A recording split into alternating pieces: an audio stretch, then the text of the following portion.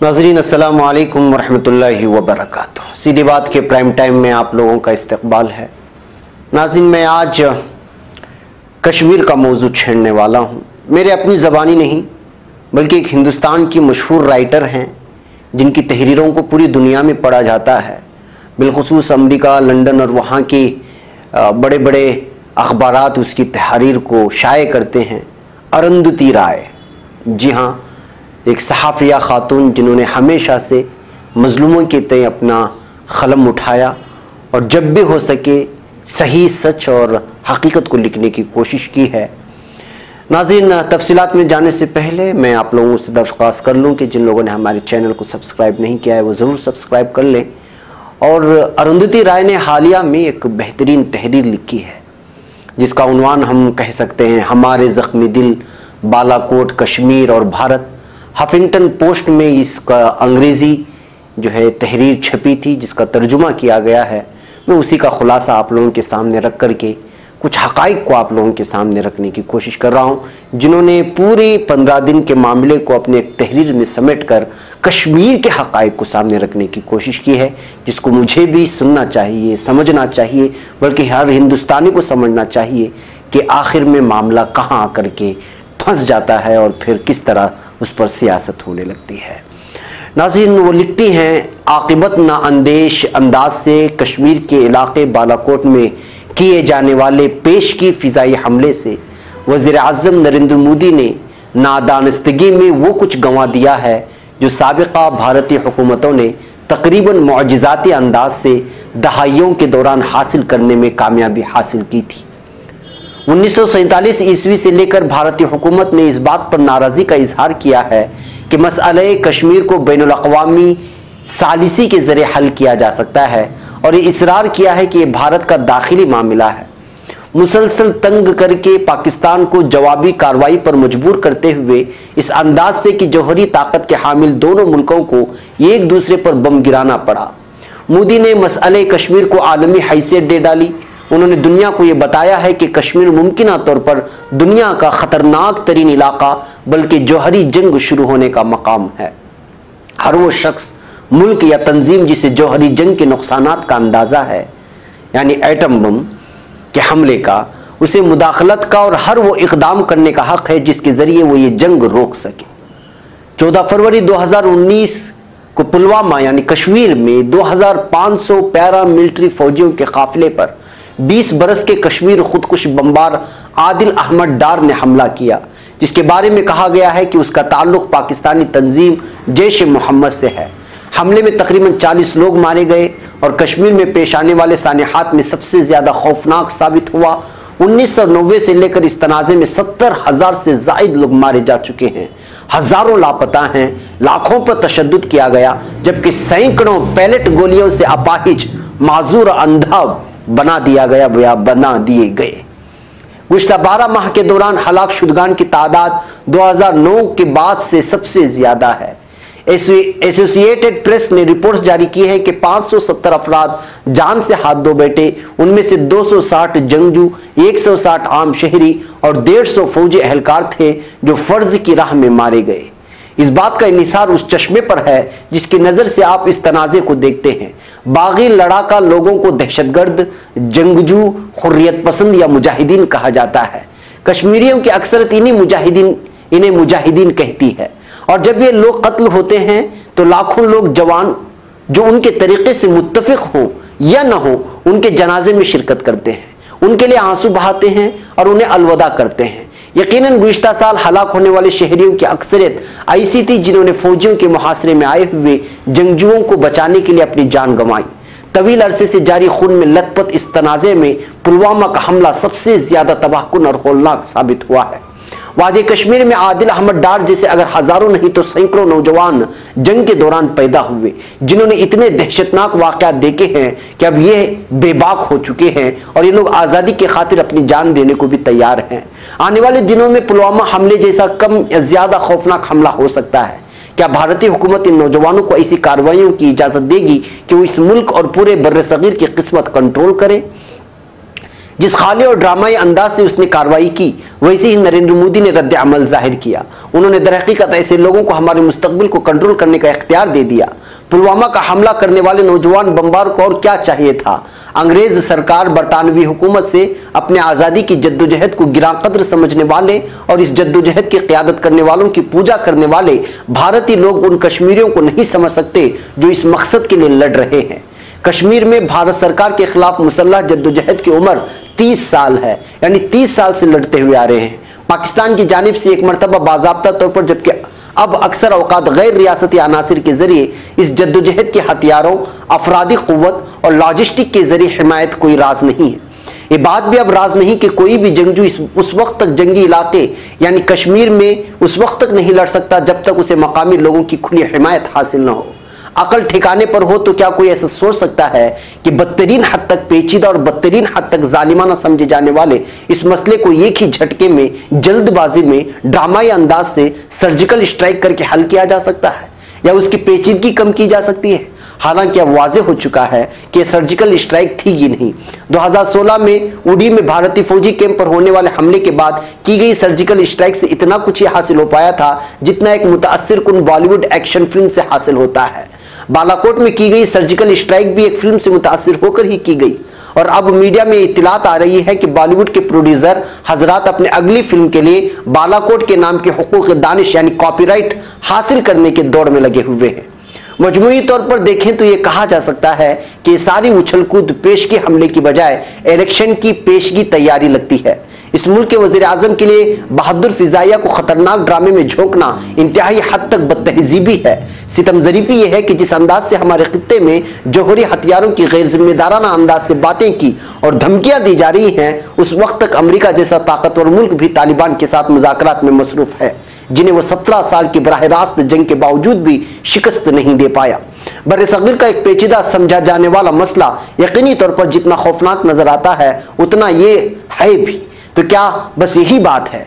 कश्मीर दुनिया में सबसे ज्यादा गंजान फौजी जोन है जहां तकरीबन 5 लाख फौजी तैनात हैं। इंटेलिजेंस ब्यूरो के अलावा रिसर्च एंड एनालाइजिंग रॉ और नेशनल इंटेलिजेंस एजेंसी, यूनिफॉर्म वाले फौजी, army, border security force, central reserve police force और यकीनन जम्मू एंड कश्मीर पुलिस सभी अपने अपने खुफिया रिपोर्ट जमा करते हैं। लोग मुखबिरों, डबल एजेंट्स और ट्रिपल एजेंट्स के खौफ में मुब्तला रहते हैं जो उनकी स्कूल के दोस्तों से लेकर रिश्तेदारों में से कोई भी हो सकता है। ऐसे हालात में पुलवामा जितनी सतह का हमला होना जबरदस्त सदमे का बाइस है। जैसा कि ट्विटर पर एक खातून ने शिमाली भारत में गाय के मज़बहा में मुलव्वस मुसलमानों को तलाश करके हिंदुओं की जानिब से उन्हें मजमे में तशद्दुद का निशाना बनाने के मकबूल होते अमल का हवाला देते हुए कहा कि ऐसा कैसे हो सकता है कि बीजेपी वाले गाय के 3 किलो गोश्त को तो ढूंढ लेते हैं लेकिन 350 किलोग्राम धमाका खेज मवाद नहीं ढूंढ पाते। किसे पता? हमले के बाद जम्मू कश्मीर के गवर्नर का कहना था कि इंटेलिजेंस की नाकामी की वजह से हुआ है। कुछ निडर और बेबाक मीडिया इदारों ने यह भी कहा कि जम्मू कश्मीर पुलिस ने हंगामी अलर्ट जारी किया था कि मुमकिन तौर पर एक हमला हो सकता है। मीडिया में कोई भी इस बात से परेशान नहीं कि इस वार्निंग को क्यों नजरअंदाज किया गया और यह भी चेन ऑफ कमांड में कहां कोताही हुई। अलमिया यह हुआ कि पुलवामा हमले ने नरेंद्र मोदी को तमाशबीनी का एक बेहतरीन मौका फराहम किया जिसके वो माहिर भी हैं। हमें से बहुत से लोगों ने कई माह कबली पेशगोई कर दी थी कि बीजेपी जो अपनी सियासी अहमियत खो रही थी इंतखाबात से कबल आसमानों से गोले बरसाएगी जिससे खौफ व हरास फैलेगा। हमारी पेशगोई दुरुस्त साबित हुई और हम देख रहे हैं कि हुक्मरान जमात पुलवामा वाक़े को सियासी मफाद के तौर पर इस्तेमाल कर रही है।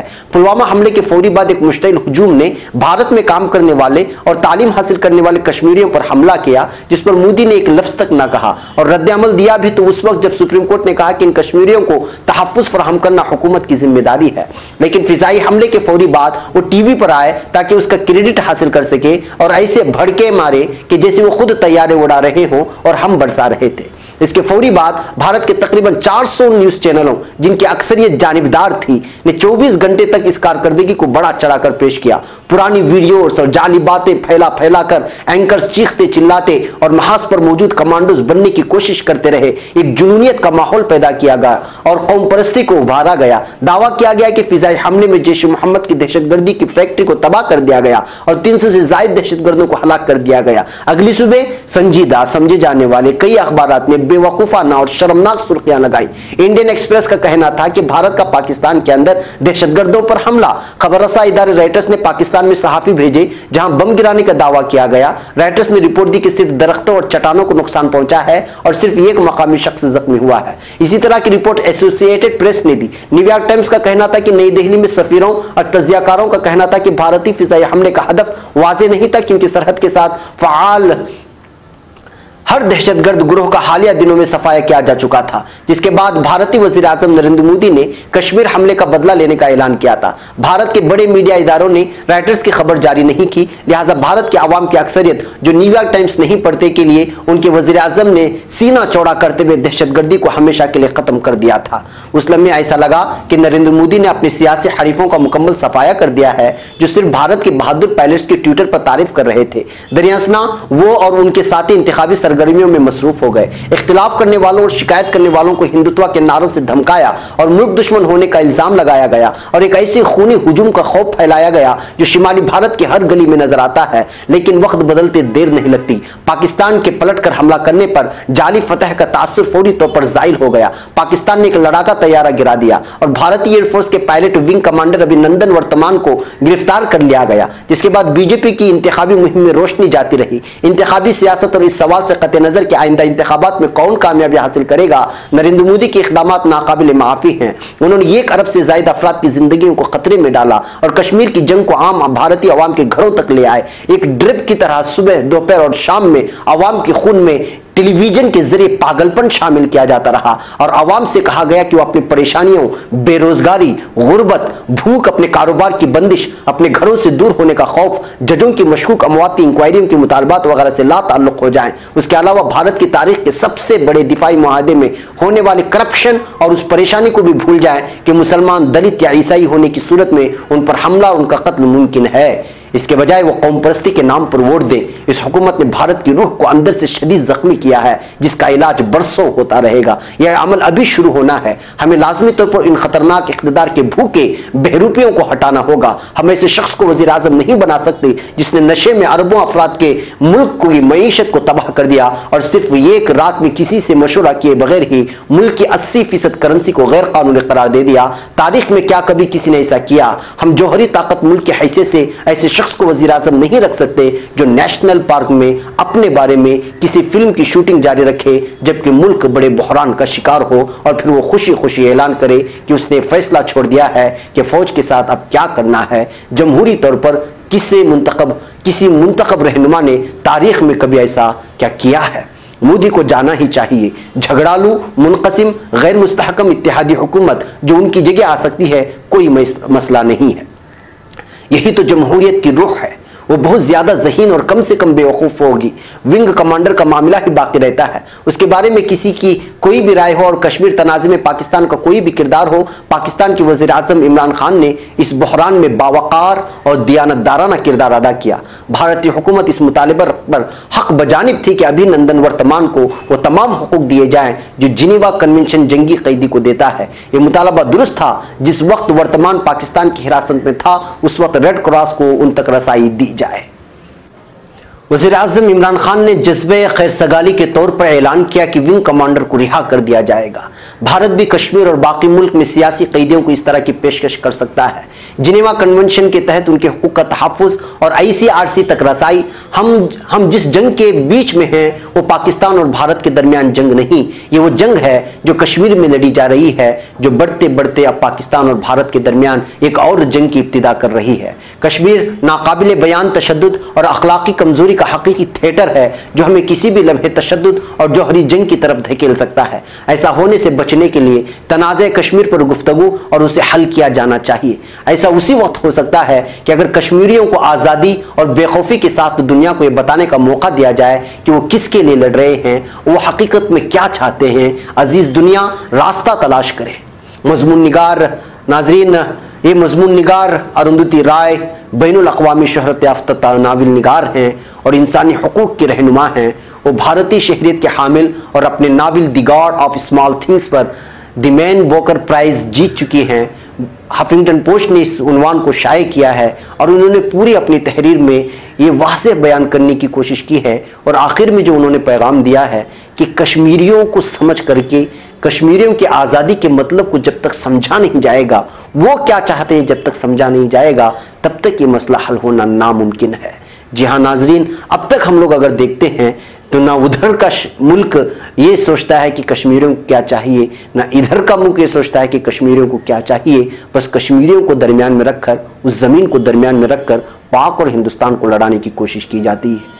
यही हकीकत को समझाने की कोशिश की है हमारे अरुंधति राय ने, जो एक बेहतरीन लिखने वाली भी हैं और बोलने वाली भी हैं। इनको आपने देखा होगा, तो हमें उम्मीद है कि इनका पैगाम आप तक पहुंचाने में हम लोग कामयाब हुए हैं। इसको आप ज़रूर इस पैगाम को दूसरों तक पहुंचाने में हमारी मदद करें। ऐसे बहुत ही कम आजकल कलमकार रह गए हैं जो डट कर सच बोलते हैं और सच लिखते हैं, बस उंगलियों में गिने चुने हैं। इन लोगों की बातों को दबाने की कोशिश की जाती है, लेकिन सीधी बात कोशिश करता है कि उनके बातों को आप तक पहुंचाने की पूरी कोशिश करे और हमारे प्राइम टाइम का भी यही मकसद होता है। हमें उम्मीद है कि हमारे इस मिशन में आप भी शामिल होंगे और हमारी इन वीडियोज़ को दूसरों तक पहुँचाने में हमारी मदद करेंगे। तब तक के लिए इजाज़त। अस्सलामु अलैकुम व रहमतुल्लाहि व बरकातुहू।